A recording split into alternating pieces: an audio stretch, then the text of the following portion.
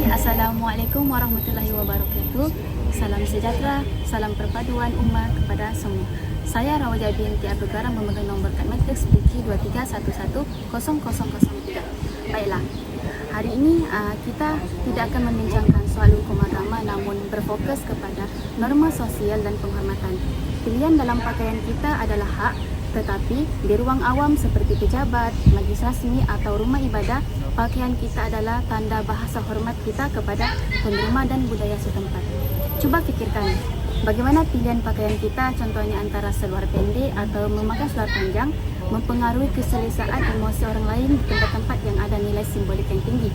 Kesadaran ini penting kerana ia adalah soal etika untuk memastikan kita semua selesa, dan ini merupakan kunci keharmonian masyarakat kita. Oleh itu, mari kita mulakan perbincangan ini dengan hati yang terbuka. Assalamualaikum warahmatullahi wabarakatuh. Saya Ainur Afifah binti Bahari memegang kad matriks BQ23160126. Baiklah, terima kasih kepada moderator. Assalamualaikum, salam sejahtera dan salam harmoni kepada semua. Mari kita teruskan ke bahagian yang paling penting, iaitu etika berpakaian ini. Kenapa etika berpakaian ini penting bagi kita sebagai sebuah masyarakat bahagia? Okay. Jawapan dia adalah ada dalam dua perkara yang kita pegang, iaitu nilai universal dan kesedaran kontekstual. Okay. Pertama sekali pasal tentang nilai universal. Saya menggunakan analogi pakaian sebagai juta diri. Kenapa pakaian sebagai juta diri? Sebab sebelum kita bersuara, pakaian kita sudah menyampaikan message. Maksudnya dari segi penampilan kita, orang boleh tahu kita macam mana. Dari first impression orang nampak kita, orang boleh tahu kita, status kita macam mana, kita punya gaya macam mana. Contohlah. Okay. Yang kedua tentang kesedaran kontekstual. Di sini saya guna analogi tukar gear mengikut ruang. Okay. Kenapa? Contoh dia, saya buat analogi gear ni. Dia ada 4 gear. Gear pertama adalah pakaian santai, sangat santai seperti baju renang, macam tu. Dan gear kedua adalah pakaian casual. Gear casual macam t-shirt gitu, yang sesuai untuk kita pakai untuk bersantai. Gear ketiga adalah semi formal, iaitu pakaian yang berkollar, terpanjang dan sebagainya, yang sesuai untuk kita pakai untuk pergi kuliah dan sebagainya. Yang keempat adalah formal, pakaian formal, iaitu seperti suit, baju kebangsaan yang supaya kita pakai ke majlis anugerah dan majlis opera. Jadi kenapa ada kategori-kategori pakaian itu? Sebab kalau kita pergi ke satu majlis, contoh kita pergi majlis kahwin, kita akan pakai pakaian yang sesuai. Takkanlah kita pakai pakaian macam dia satu, pakai suit, pakai baju renang pergi rumah orang kahwin. So kita akan pakai pakaian yang semi formal tadi tu, macam tu. Kita melambangkan, kita bagi itu kita hormat kepada tuan rumah dan pengantin. So jadi sekian huraian saya mengenai nilai universal dan kontekstual. Saya serahkan kepada pendatang. Assalamualaikum warahmatullahi wabarakatuh. Nama saya Nur Nilam Seri binti Mustafa BQ23110010. Kita akan meneruskan perbincangan ini dengan melihat kepada realiti sosial dan dilema praktikal dalam isu menuntut aurat bagi non-Muslim. Isu pakaian non-Muslim seringkali menjadi perbincangan dalam masyarakat majmuk di Malaysia, walaupun kewajipan menutup aurat itu hanya terletak kepada Muslim sahaja. Namun bagi mereka yang non-Muslim, mereka merasakan sedikit kegusaran oleh kerana pemakaian mereka atau tata cara pemakaian mereka itu dikritik oleh orang atau oleh masyarakat. Oleh kerana itu, kita perlu sedar bahawa Malaysia ini dihuni oleh pelbagai agama dan juga gaya hidup yang berbeza. Non-Muslim bebas untuk memilih cara berpakaian mereka, namun mereka perlu hidup dalam keadaan yang mereka dihormati juga. Oleh kerana itu, kita perlu sedar juga bahawa non-Muslim bekerja, belajar dan juga bergaul dalam persekitaran majoriti Muslim. Situasi ini kadang-kadang akan membuat mereka rasa lebih berhati-hati dalam memilih pakaian untuk menghormati suasana sekeliling. Ada kalanya juga persepsi masyarakat meletakkan mereka ini tidak berpakaian sopan oleh kerana cara pemakaian mereka itu bebas di sesuatu tempat. Oleh itu, ini merupakan realiti sosial yang kita perlu fahami. Seterusnya kita pergi kepada dilema praktikal, iaitu antara konflik antara norma, agama dan juga hak individu. Muslim berharap pakaian mereka yang non-Muslim ini berpakaian lebih sopan, tetapi non-Muslim ini berpegang kepada kebebasan berpakaian. Ketidakseimbangan ini akan menimbulkan dilema antara menghormati sensitiviti ataupun mempertahankan hak diri mereka. Kedua adalah keperluan tempat kerja. Ada institusi yang menetapkan dress code sopan atas dasar profesionalism dan juga imej organisasi itu sendiri. Non-Muslim kadang-kadang akan rasa terbeban dengan dress code yang diberikan kerana ia dilihat mengikut standard berpaksikan norma Islam sahaja. Seterusnya adalah kawasan ibadah ataupun acara formal. Non-Muslim kadang-kadang diminta untuk memakai tudung ataupun menutup badan ketika memasuki masjid ataupun majlis rasmi yang tertentu. Ada juga yang menerima dan ada juga yang menolaknya. Sekian saja, itu saja daripada saya. Terima kasih. Assalamualaikum warahmatullahi wabarakatuh. Saya Wajah Binti Timbang, memegang nomor matriks DQ23110077. Hari ini kita akan lihat konsep aurat secara mudah. Dalam Islam, aurat ialah bagian tubuh yang perlu ditutup mengikut garis panduan syara. Ia bukan sekadar peraturan pakaian, tetapi sebahagian daripada sistem moral Islam. Aurat mengikut jantungnya, bagi lelaki ialah dari pusat hingga lutut, bagi perempuan ialah seluruh badan kecuali muka dan tapak tangan. Namun di sini yang perlu difahami ialah hikmah di sebalik disyariatkan aurat. Yang pertama ialah menjaga maruah dan harga diri. Islam melihat tubuh manusia sebagai sesuatu yang mulia dan tidak boleh dipamerkan secara bebas. Dalam banyak budaya juga, pakaian sopan dianggap sebagai simbol kemuliaan. Yang kedua ialah mengurangkan eksploitasi seksual. Dengan aurat yang terjaga, seseorang dilindungi daripada gangguan atau penilaian berdasarkan rupa. Fokus manusia beralih kepada kepribadian dan akhlak, bukan tubuh. Yang ketiga ialah hikmahnya identiti Muslim yang tersendiri. Aurat adalah tanda ketaatan. Menariknya, prinsip pakaian sopan ini juga terdapat dalam agama seperti Kristen. Jadi ia bukan sesuatu yang asing, tetapi sebagian daripada nilai sejagat. Menutup aurat adalah ibadah, bukan sekadar budaya. Ia bertujuan menjaga maruah, keselamatan dan spirituality, bukan menindas mana-mana jantina. Islam tidak memaksa orang bukan Islam untuk mengikut peraturan aurat. Baik, itu saja. Terima kasih. Oke, saya Azrian bin Asgali. Bagian saya adalah cadangan penyelesaian praktikal dan kesepakatan sosial. Cadangan pertama saya adalah sediakan pakaian tambahan. Kita boleh sediakan kain sarung, selendang, atau jaket di pintu masuk yang diperlukan pakaian lebih sopan. Kalau ada orang yang tidak sedia, mereka boleh pinjam. Cara ini sangat membantu buat semua orang yang dihormati. Yang kedua adalah letakkan panduan gambar. Kita boleh letakkan panduan gambar pemakaian di setiap tempat. Jadi melalui gambar tuh orang lebih cepat paham apa pakaian yang sesuai tanpa perlu banyak penjelasan. Ia juga lebih mudah dan lebih mesra untuk semua pelawak. Di secara kesimpulannya, saya ingin tekankan bahwa setiap tempat mempunyai cara dan suasananya. Apa yang sesuai di satu tempat mungkin tidak sesuai tempat lain. Jadi apabila kita berpakaian mengikuti sesuai tempat, itu tandanya kita menghormati ruang, budaya dan orang di sekeliling kita. Dengan cara ini kita dapat mewujudkan suasana yang lebih harmoni untuk semua. Jadi sekian daripada saya. Assalamualaikum warahmatullahi wabarakatuh. Alright. Oke, alhamdulillah, syukur alhamdulillah. Akhirnya kita sudah mendengar segala penjelasan dan mendengar segala perbincangan berkaitan dengan konsep menutup aurat. Baiklah, di sebelah saya ini merupakan pelancong dari Singapura. Singapura, dan beliau merupakan jalan-jalan ke sini, cuma cuti pelancong. Any questions about our? I don't have questions, but Yes, sure. I think it's a very good point from everyone because, like, you know, some of you explained what is aurat, and then like the 4 points, 4 gear, you know, macam if you're going for event, you have to respect, and then also understanding like what you say, you know, you can put the clothes or reminder at the door, right? So I think it is the points that is being brought across from everyone is very clear about like our right and the expectations of society and as like the Muslim community.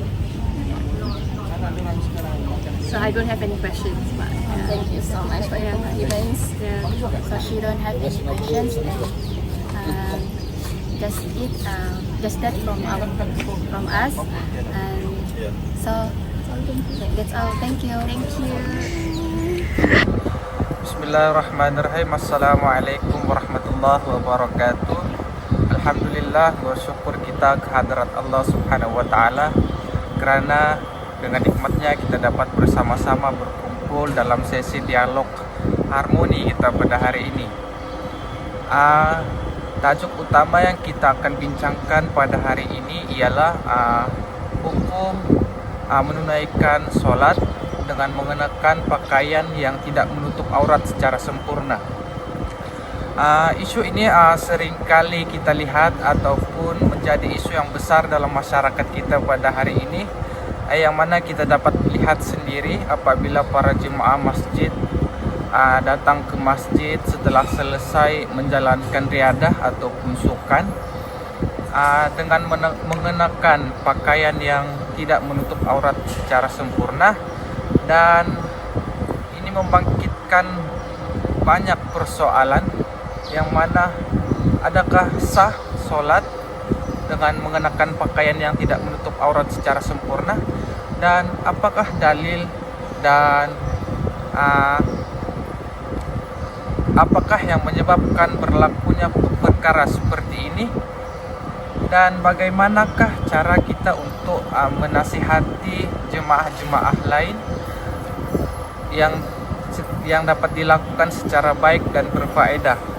Oleh itu, marilah kita teruskan untuk memulakan dialog ini. Assalamualaikum.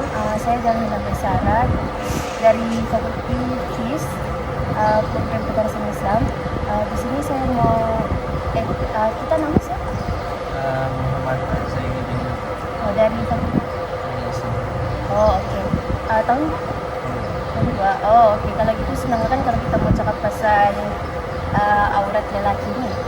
Jadi di sini sebelum itu saya mau tanya kamu lah, mesti kamu sebagai pelajar kedarasan Islam, kamu dah tahu dari mana ke mana aurat lelaki? Syariat. Ya. Hah? Syariat. Ya. Saya program syariat. Oh, program syariah. Oke. Jadi ya. Dari mana ke mana? Lelaki itu daripada pusat ke Ya. Oke. Yang itu kita sudah sedia umum tahu lah kan. Even dalam dalil Al-Quran dan hadis pun ada disebutkan. Yang mana dalam surah Allah berfirman dalam surah Al-A'raf ayat 31, wahai anak Adam, pakailah pakaian yang indah setiap kali kamu ke masjid. Ini maksudnya kita paham kan yang kalau lelaki ni itu ke masjid kita perlu berpakaian sopan kan. Jadi pendapat kamu macam aurat lelaki ni perlu ada time suntik atau di semua waktu? Kalau berdasarkan dalil itu, sewaktu pergi ke masjid itu tak melambangkan waktunya solat, jadi kita boleh untuk pada sepanjang waktu berdasarkan dalil. Jadi kita paham lah kan yang menutup aurat ni dan sesuai kita di masjid atau kena solat. Jadi di semua waktu dan tempat pun kita kena pakai menutup aurat untuk lelaki. Sebab yang kita tahu aurat lagi ni dalam susah kita cover kan. Jadi saya harap sesama kita paham kan. Terima kasih. Saya dari Sumatera juga. Hari ini saya akan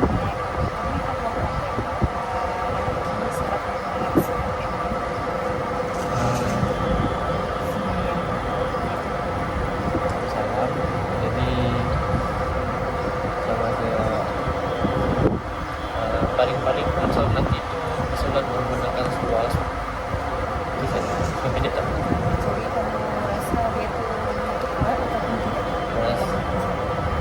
Untuk sholat suku tu kan dia tertulis lutut ni dia pada atas bawah tu dapat ada nama satu dia cakap dekat bawah, jadi saya pegang pada bawah ni adalah sholat suku aurat. Jadi kalau sholat suku tu kan kalau kita nak sujud dia akan tersekat sedikit, jadi waktu tu aurat kita dah tak sempurna.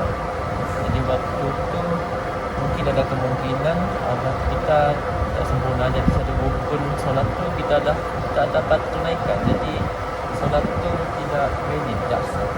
Jadi kamu rasa itu terbuka dia punya aurat. Terus sekali kita dapat lihatlah isu ni kan bukan kecil, dia sudah biasa dalam masyarakat kita, sampai dalam remaja dan anak muda. Contoh, kamu rasa lah kenapa dia pakai seluar pendek ketika solat? Sebab dia tak ada persalinan lain.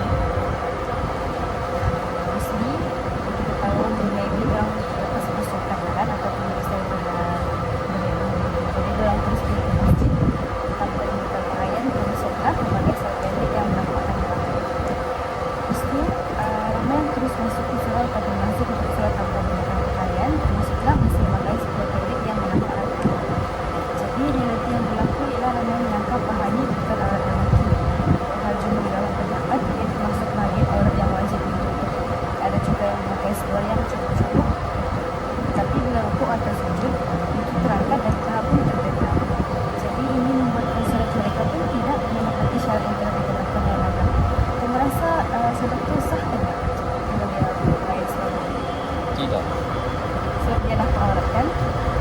Jadi oleh itu kesedaran masyarakat perlu ditingkatkanlah supaya kita ini tidak memandang ringan tentang bentuk aurat ketika solat. Dia bukan sekadar syarat yang sah, tetapi juga mencerminkan rasa hormat kepada Allah dan kepada ibadah itu sendiri. Sekian, terima kasih. Assalamualaikum. Kalau bagi part saya ni, saya mau tanya kamu tentang apa pendapat kamu kalau kamu nampak sahabat seumuran kamu yang tidak menutup aurat. Bagaimana kamu cara kamu menegur, memberi nasihat kepada dia sekiranya dia tidak menutup aurat? Dari pendapat kamu lah. Kalau pendapat saya, sebab dia sahabat kan, jadi mungkin susah nak tegur, tapi tadi sebagai Islam mesti saling tegur supaya tidak mempertemukan. Jadi cara paling saya selalu amalkan, saya sindir dia. Jadi saya sindir dia macam ni, kan rumah kamu tak cukup kain kan? Oh, Kamu tak cukup betul bawah kan? sindir dengan lembut lah. Boleh juga nampakkan juga. Tapi dalam Islam ni, dakwah ni dia bukan sekadar untuk menegur saja, tapi dakwah ni dia sebagai teguran dengan berhikmah. Cara dia dengan tidak menyentuh hati, perasaan dan tidak menyakiti kawan kita lah macam tadi kan. Lepas tu kalau kita mau menegur ni, kita mesti bagi teguran yang lembut. Kita mesti gunakan kata-kata yang halus dan penuh berhikmah lah, dengan penuh empati. Lepas tu kita ni kalau kita menegur, kita tidak boleh gunakan suara yang tinggi atau macam nada-nada yang menyindir lah, agak untuk mengelakkan dia daripada sakit hati ataupun terasa hati. Lepas tu kalau sebelum kita tegur tu, kita mesti tahulah dulu keadaan dia. Mungkin time tu dia tengah berusaha untuk berubah kan, ataupun dia baru mau berubah. Jadi dengan teguran kita yang lembut tuh mungkin itu dapat membuka pintu hati dia untuk menutup aurat lah kan. Lepas itu kita coba terangkan tentang dia faedah menutup aurat. Antara faedah menutup aurat nih dia antaranya ialah dia dapat jadi pelindungan kepada marwah diri kita. Yang kedua, dia dapat membuat perasaan kita lebih aman dan tenang. Sebab kalau kita menutup aurat nih, kita akan jadi yakin lagi untuk pergi kemana-mana. Kita boleh pergi ke surau, boleh pergi kafe, ke college, ke mana-mana aja.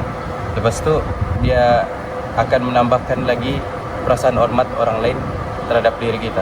Sebab dengan kita berpakaian kemas dan menutup aurat nih, pandangan orang terhadap kita akan menjadi lagi baik lagi. Lepas itu kita mestilah elakkan daripada memberi dakwah yang keras. Sebab dengan dakwah yang keras ni dia akan membuat orang menjadi lebih jauh, bukan dekat dengan agama kita.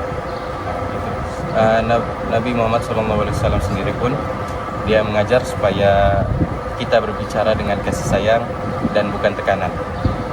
Kadang-kadang langkah kecil ni ataupun nasihat yang perlahan ni akan memberi dorongan yang besar kepada individu di sekitar kita. Sekian itu saja dari saya.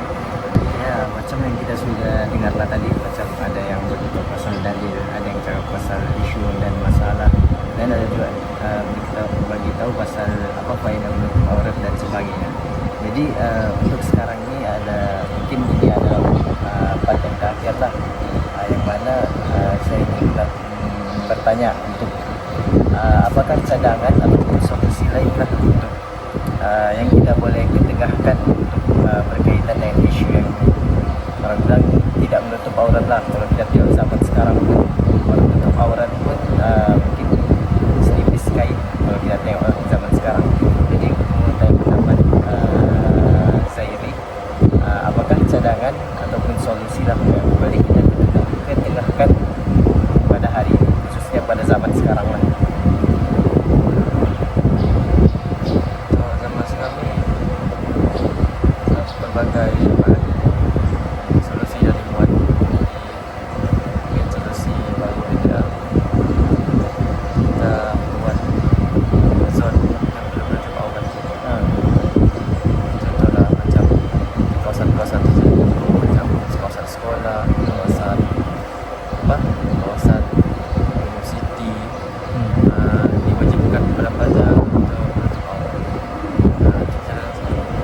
Okay, bagus juga lah cadangan yang dia sampaikan. Maksudnya dia ada katakan kita kena buat ada satu zon untuk zon menutup aurat lah. Kalau macam kita di kampus kita buat zon macam buatlah macam mana kena tutup aurat di kawasan ni khususnya macam kita pergi kelas dan sebagainya.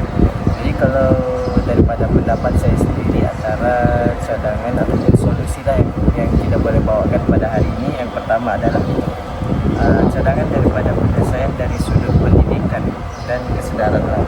Yang mana dalam pendidikan ni dia macam yang kita tahu, kita sebagai mahasiswa pun mungkin kita lebih faham mengenai dengan konsep menutup aurat ni.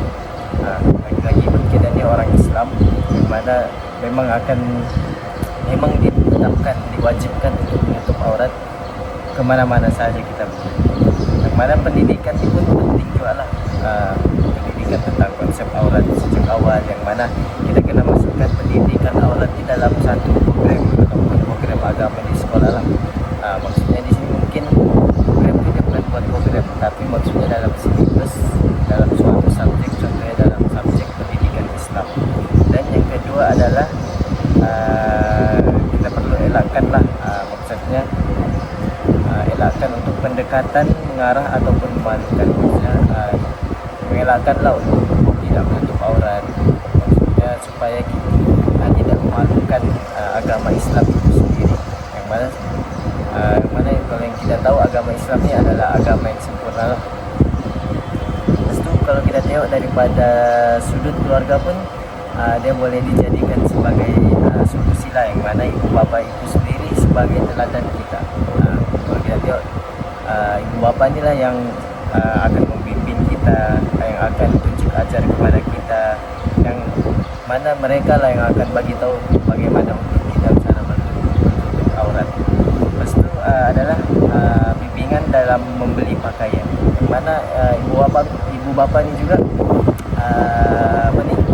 dorang lah yang kontrol, dorang yang membimbing untuk memilih ataupun membeli pakaian anak-anak supaya pakaian itu menutup aurat, namun menutup aurat dan selesa untuk dipakai sesuai dengan tren pada hari ini lah. Tidaklah kita tengok pakaian yang digunakan tu menjolok mata ataupun orang bilang sakitlah pada tengok.